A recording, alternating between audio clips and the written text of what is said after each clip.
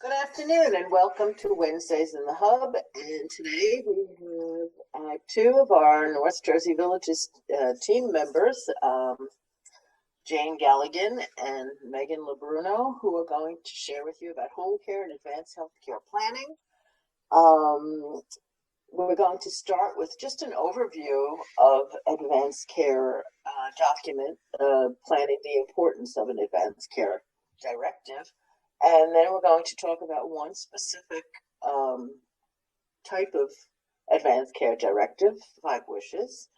And then Jane and Meghan are going to share with you some evidence-based research and studies that have been done to prove the benefits of having a healthcare directive. So without any further ado, I will start with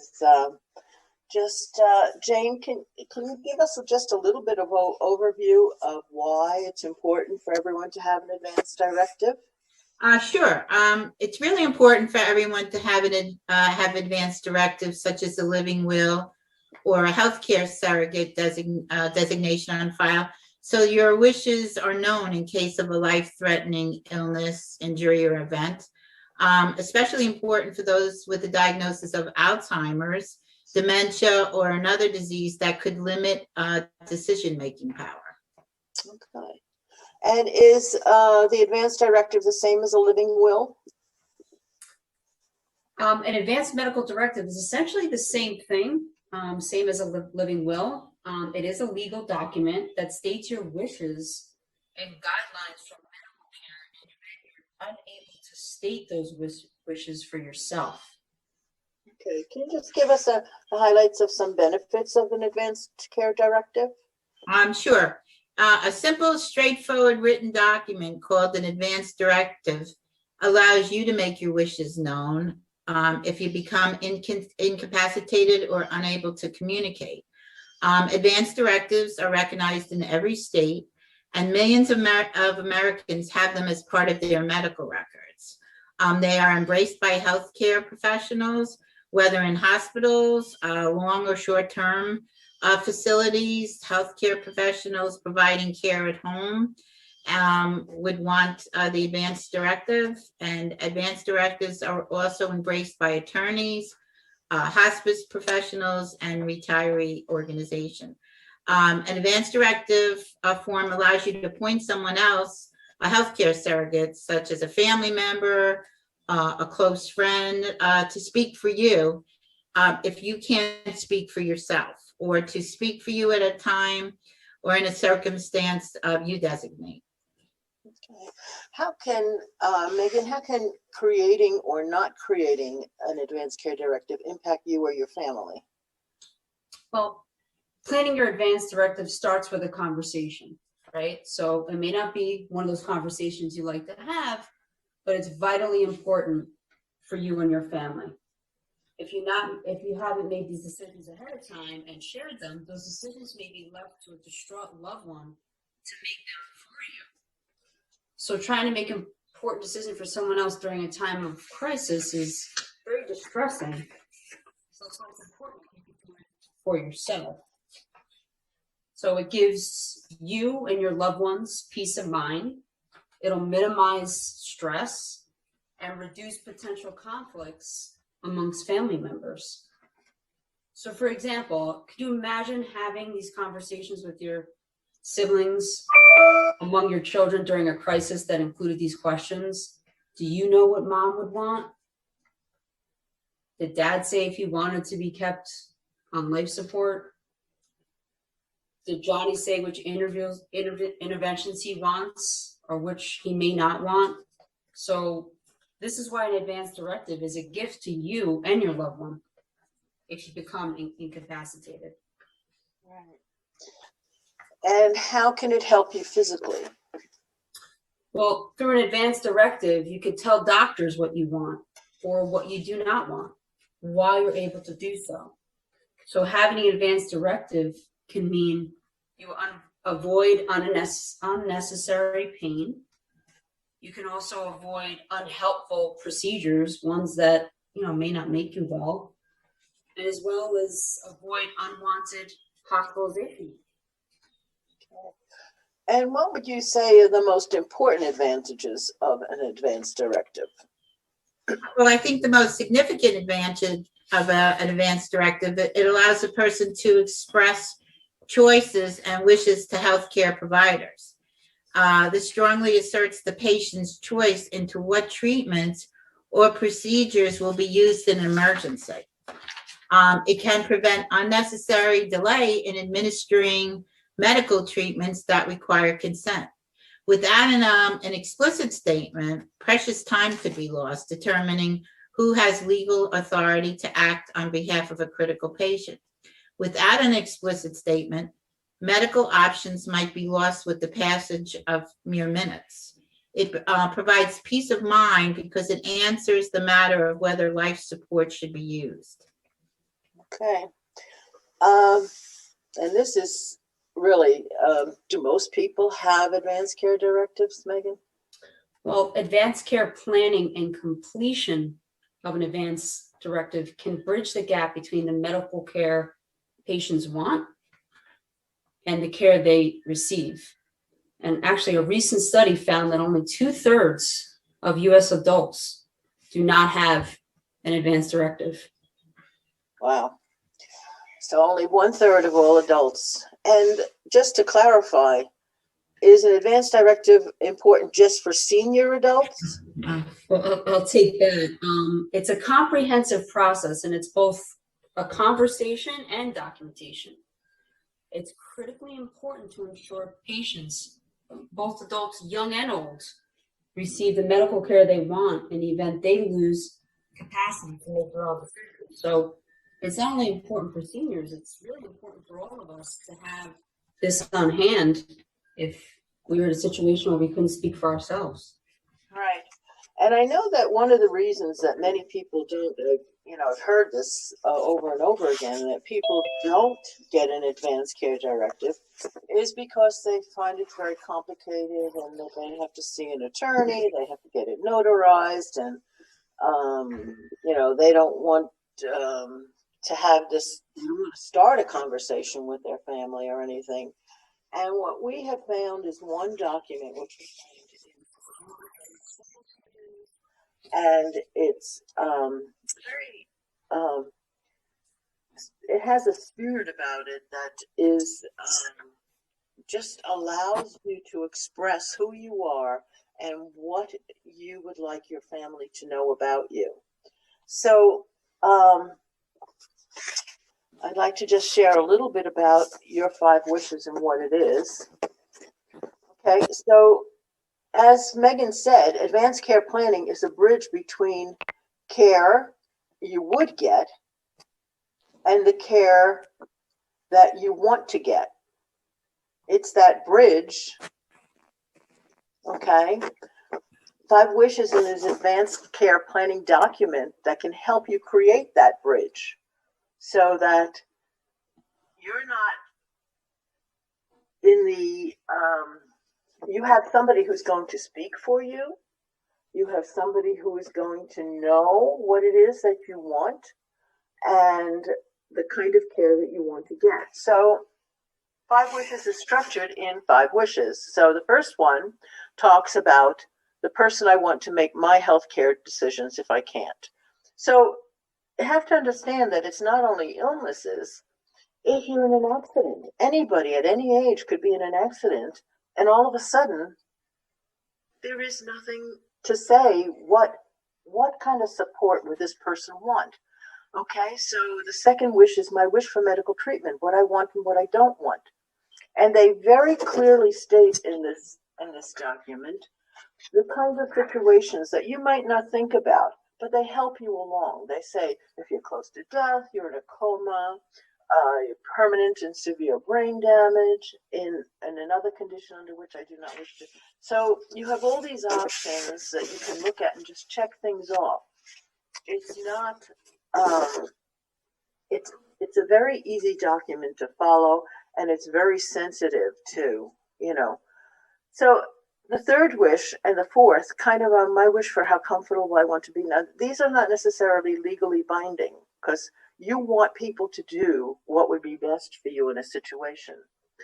But what's my wish for how I want people to treat me?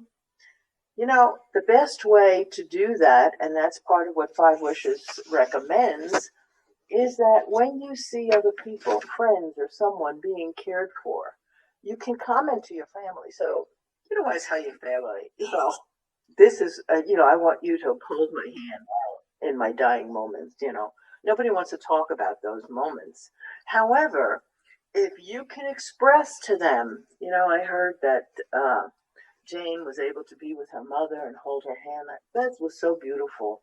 That would be so great. To talk about the other things that are happening around you and the experiences that are happening. Certainly in COVID, we know enough of them.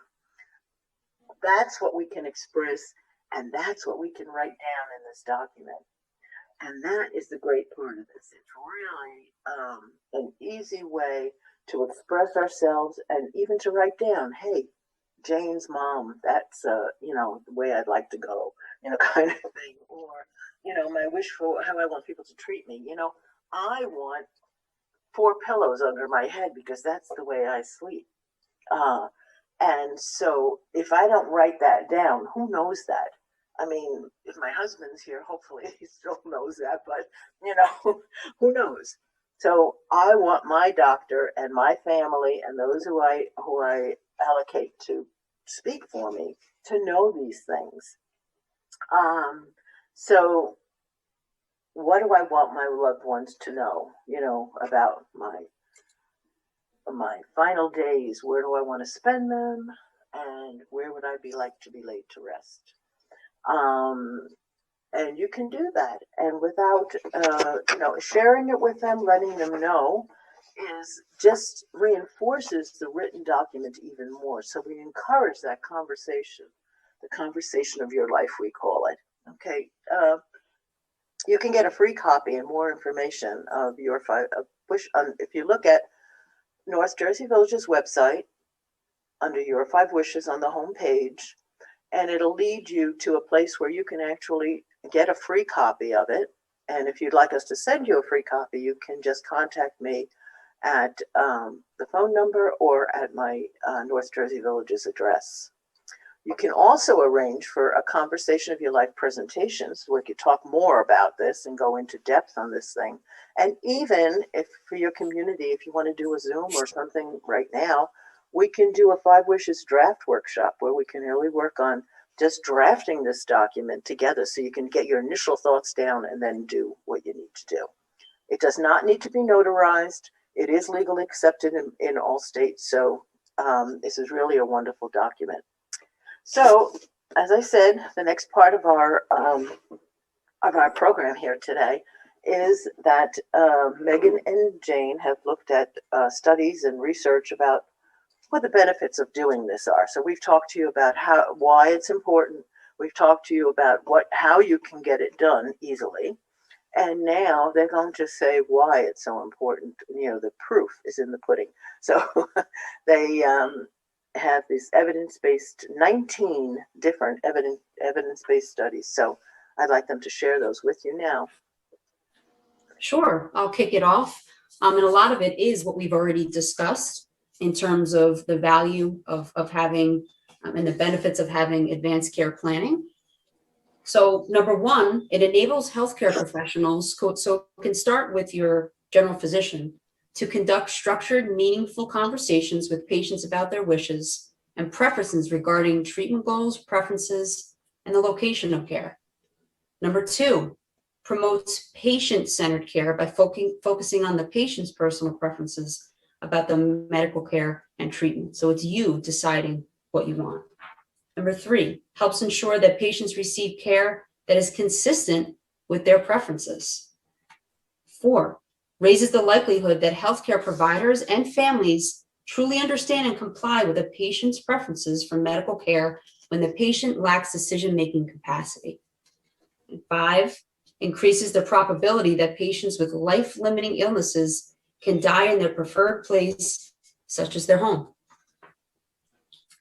Number 6, I've been a nurse for a very long time, and I see such a difference when somebody can remain at home. Having the advanced care allows the healthcare professionals and caregivers to proactively arrange for patients near end of life to remain at home in a nursing home or in a hospice facility rather than going to a hospital. That makes a big difference. Number 7, the decisional burden of families as to whether they are making decisions that are consistent with the preferences of a loved one. What the family wants and what you want may be two different things. Number 8, improves the bereavement experience of families by reducing stress, anxiety, and depression after a loved one's death. Number 9, it enhances family satisfaction with end-of-life care and understanding of what to expect during a loved one's dying process. And number 10, may reduce moral distress among critical care nurses. And number 11, positively impacts quality of life and end-of-life care. You know, to Kathy's point, putting 4 pillows underneath your head, things like that, by preventing unwanted hospitalization and increasing the utilization of palliative and hospice services. Diminishes the use of aggressive or intensive treatments at the end of life and reduces the number and or length of hospital admissions. 13, decreases in-hospital and intensive care unit deaths. Number 14, reduces the cost of end-of-life care without increasing mortality. Number 15, promotes higher completion rates of advanced directives. Number 16, boosts the effectiveness of meeting patients' end-of-life wishes over written documents alone. Number 17, improves end-of-life care for individuals with dementia by allowing them to express their care preferences before cognitive function deteriorates to the point they are unable to make their own medical decisions. Number 18, improves outcomes and patient experience while reducing health-related costs for high-risk, high-needs patients. And number 19, improves population health as a result of increased coordinate care. Jane, that last evidence-based benefit of advanced care planning about goal concordant care resulting in improved population health seems especially pertinent to our over 65 population who choose to age at home. And North Jersey Village's focus is on our seniors who choose to age at home in Bergen County. So let's summarize how their decision to do or not to do advanced care planning will impact them. If your choice is not only to remain living at home, but it usually extends to preferring care at home if necessary, and to have your final days at home if possible, why then is research showing something contrary to achieving that goal? Research has shown that over 65 high-risk health populations are less likely to discuss or to carry out advanced care planning, which then results in receiving high-cost end-of-life care that you don't want or that is not aligned with your values and preferences, you know, your healthcare goals. So whereas if you do carry out advanced care planning and have a written advanced care directive, you could receive care that is less fragmented and meets the care goals that you've verbalized in ongoing conversations with all of your healthcare providers and with your family about things such as pain management and treatments and where you would prefer to be cared for. So whether it be 5 wishes or another plan and document, advanced care planning and the 5 wishes document, that bridge that we showed you, advanced care planning creates that bridge between the care I would get and the care I want to get and where I want to get it. So as you can see, there's only positive things that result from having advanced care planning. So yes, spending that time in the conversation with your family, that's the care planning as well as the written document is so important, the conversation. We can't can't say that enough. You know, I've certainly seen it, and you know, I shared with you about that was my mother-in-law who shared specifically about, you know, where she was living, where her friend was living was in the basement of her daughter's home. And my mother-in-law said, I would never want to live in the basement. I'd rather be, you know, where she said specifically where she would rather be. Well, I was taking her for treatments and everything, and I didn't know that what she was actually telling me is how she wanted to be cared for, you know. Right, I mean, right. but so these conversations are so important, and absorbing it and then sharing it with your siblings or other people who might be. And that's important. So it's not just one person talking to another, but then sharing that is so, so very important. Well, I Absolutely. can't tell you how valuable this has been, having these, looking at 19 different points here. And I know that you have the research to back the studies to back this up. And if anyone is interested, we would make them available to them. Mhm. So I wanted to let them know that. And then I just wanted to thank you. I thank you also for your ongoing support of North Jersey Villages and the work we're trying to accomplish in reaching seniors who choose to age at home, and that the seniors who, as you know, what we've been doing and what we will do with this is this today's Wednesdays in the Hub will be on YouTube.